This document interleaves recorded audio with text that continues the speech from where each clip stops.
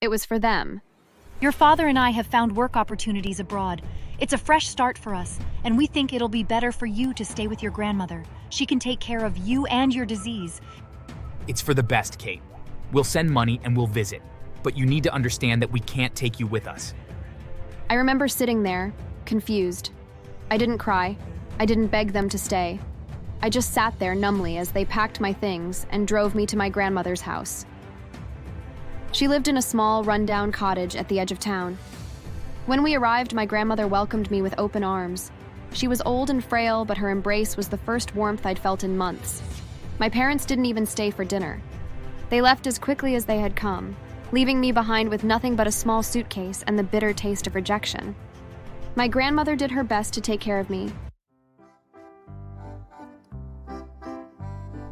Hello, my name is Kate, and this is a story of how my parents abandoned me for having psoriasis. I was 8 years old when it started. It was a day during summer when I woke up to find my arms covered in dry, scaly patches. They were red and itchy, so inflamed that it hurt to touch. At first, I thought it was just a rash, maybe from playing outside or rolling around in the grass like I usually did. My first instinct was to show it to my mom, hoping she would know what to do. But when she saw it, her face showed pure disgust and horror. What is that? What is this? I didn't know how to respond. I just stood there, my arms hanging limply at my sides, hoping that she would help me. Instead, she took a step back, as if she couldn't bear to be near me. She screamed for my dad, and he hurried to us. He also had a look of disgust, but it wasn't up to my mom's. Maybe she's allergic to something. His voice wasn't concerned. Instead, he sounded annoyed, like I had inconvenienced him by having something wrong with me. Over the next few weeks, my parents took me to several doctors. Each time, they seemed more exhausted with the process, as if they expected a quick fix that would make their problem disappear. When the diagnosis came back, it turned out to be psoriasis. They acted like it was my fault. The doctor explained that it was a chronic condition and that there was no cure, only treatments to manage it. But all my parents heard was that their daughter was flawed. I don't understand how this could have happened. We don't have anything like this in our family. It's bad enough that it's incurable. Now everyone's going to think there's something wrong with us. But there was something wrong, though it had nothing to do with me. My parents had caused this. When my mom was pregnant with me, she had taken medication for something minor, a simple cold, I think. But she hadn't checked if it was safe. The medication had triggered the psoriasis in my genes, according to what the doctor told us. It wasn't my fault, but they never admitted their role in it. Instead, they took their guilt and turned it into resentment toward me. As the patches spread across my arms, legs, and even my face, my parents' coldness intensified. They stopped touching me altogether. No more goodnight kisses, no more hugs. In their eyes, I had become a walking reminder of their mistake. The love they once had for me was replaced by contempt. They began to call me names like freak, diseased, burden. At the time, I was too young to fully understand what was happening. All I knew was that my parents, the people who were supposed to love and protect me, couldn't stand the sight of me anymore. Every time my mom looked at me, it was disgust and anger, and my dad would avoid eye contact altogether. One night, I overheard them talking in the kitchen.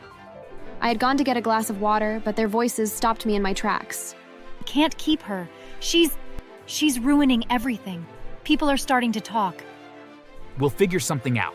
Maybe we could send her to my mother's. She's always been good with kids. My heart shattered. Send me away? I hadn't even realized that was an option. I thought maybe they were just angry, that things would go back to normal eventually. But they didn't. But one morning, they sat me down and told me we were going on a trip. But it wasn't for me. It was for them. Your father and I have found work opportunities abroad. It's a fresh start for us, and we think it'll be better for you to stay with your grandmother. She can take care of you and your disease. It's for the best, Kate. We'll send money and we'll visit, but you need to understand that we can't take you with us. I remember sitting there, confused. I didn't cry. I didn't beg them to stay.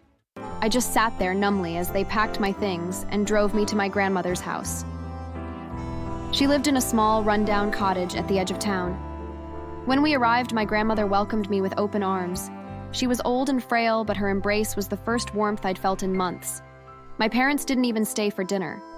They left as quickly as they had come, leaving me behind with nothing but a small suitcase and the bitter taste of rejection. My grandmother did her best to take care of me, but it wasn't easy. She was already struggling with her own health issues, and now she had a sick, abandoned granddaughter to worry about. We didn't have much money, and the treatments for my psoriasis were expensive. Sometimes we couldn't afford the medication at all, and I had to suffer through the flare-ups with nothing but home remedies and my grandmother's soothing words. School was no better. The other kids were cruel. They called me names like Scaly Kate and Disease Girl, and no one wanted to sit next to me in class. I was an outcast, marked by the red patches on my skin and the whispers that followed me wherever I went.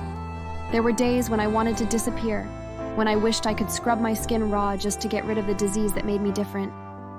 But no matter how hard I scrubbed, it was always there.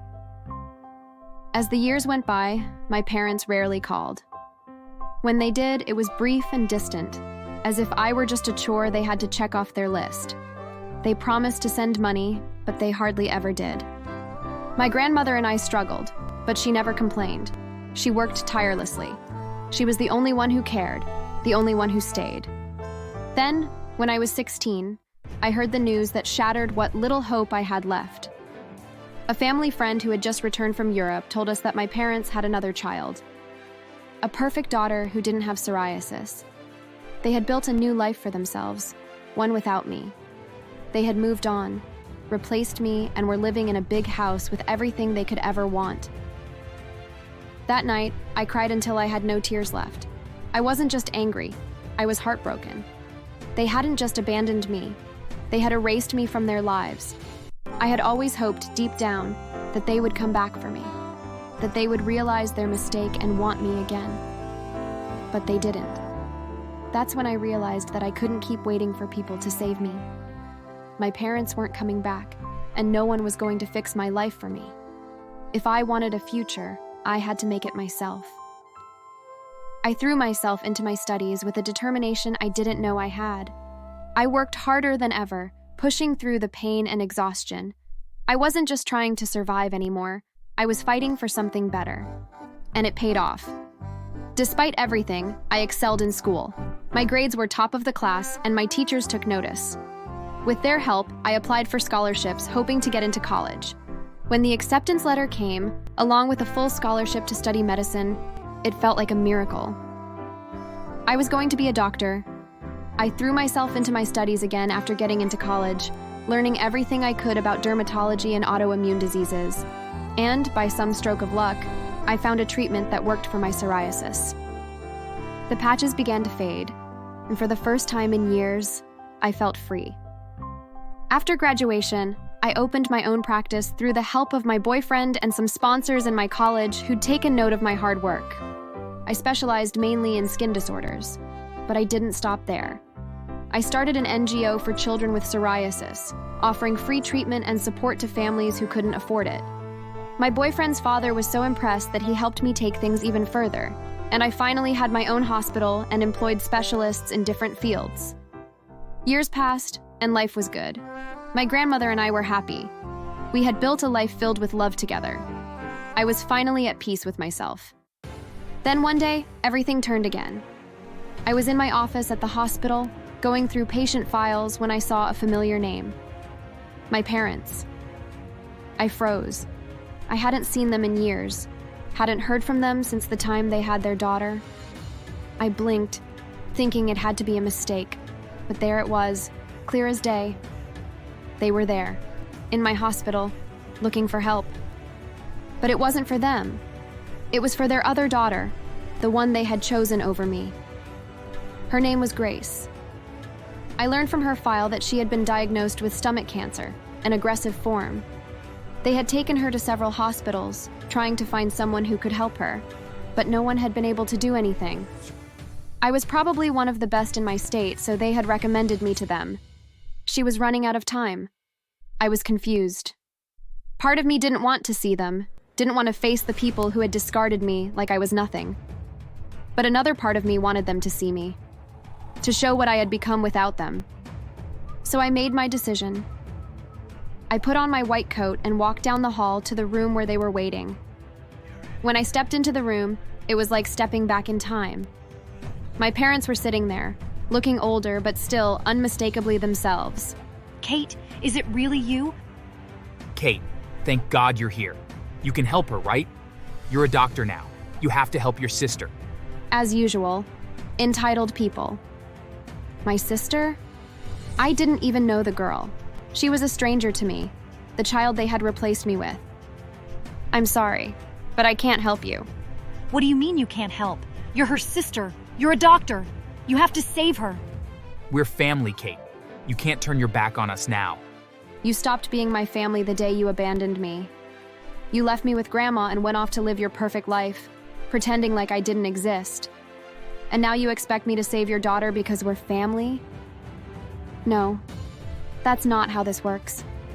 I'm sorry for your loss, but I can't help her. You'll need to find another doctor. Kate, please, she's dying. My mom was crying, the same tears she refused to shed for me. She's your daughter, your responsibility, just like I was once. But you chose to walk away from me. Now I'm choosing to walk away from you.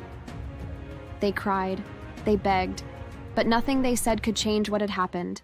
I had spent my whole life without them, and I wasn't going to let them back in just because they needed me now.